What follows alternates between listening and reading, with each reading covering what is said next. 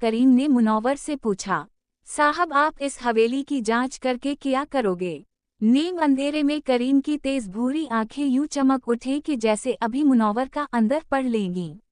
मुनव्वर को एकदम जुअर जुरी सी आ गई। उसने अपने अंदर के खौफ को काबू करते हुए कहा, भाई मुझे पुरानी चीजें अच्छी लगती हैं। ये इमारत मुझे हमेशा से पुरकशिश लगती है।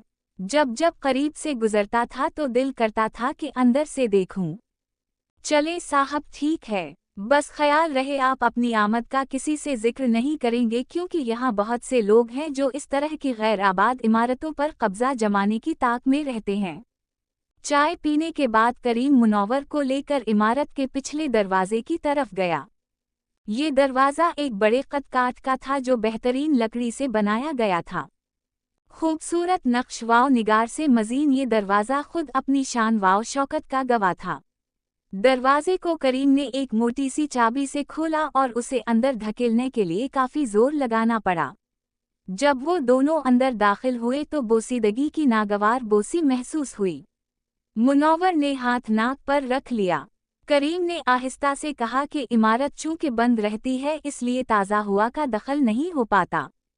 फर्नीचर अगरचे तरतीब से था मगर गर्द से अटा हुआ था। कमरे ऊंचे थे और रोशनदान बंद थे।